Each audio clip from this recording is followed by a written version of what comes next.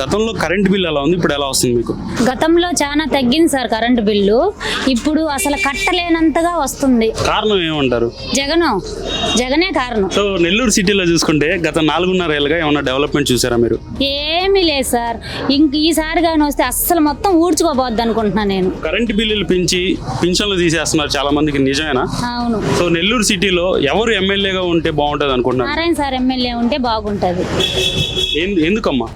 ఎందుకంటే ఈ రోడ్లు వేయించింది నారాయణ సార్. మిల్లర్ వాటర్ ఇచ్చాడు, అతను వచ్చి అన్ని పగలగొట్టి మరీ చేసాడు. ఈ రోడ్లు ఇంత డెవలప్ అయినాయంటే దానికి నారాయణ సారే సార్. 3 రాజధానులు కడతానన్నారు కదా, అది ఎంతవరకు వాస్తవం అండి? ఉండే రాజధానే లాక్కున్నాడు, ఇంక 3 రాజధానులు ఏమి ఇస్తాడు సార్? ఆంధ్రప్రదేశ్లో ఉద్యోగ అవకాశాలు ఉన్నాయంటారా? ఏం లేవు సార్. అతను ఉంటే ఉద్యోగాలు కాదు కదా, ఏమీ రావు. ఉండే ఉద్యోగాలే ఓడదీస్తున్నాడు, ఇంక లేని ఉద్యోగాలు ఏమి ఇస్తాడు? ఆంధ్రప్రదేశ్కి రాజధాని కట్టగల సమర్థులు ఎవరండి? నారాయణ సారు, చంద్రబాబు నాయుడు గారు. సో ఈసారి నెల్లూరు సిటీలో ఏ జెండా ఎగరబోతుంది? తెలుగుదేశం జెండా ఎగరబోతుంది ఖచ్చితంగా, కన్ఫామ్ గా. 2024లో ఎవరు సీఎం సీట్లో ఉంటారు? చంద్రబాబు నాయుడు బాబు గారే ఉంటారు.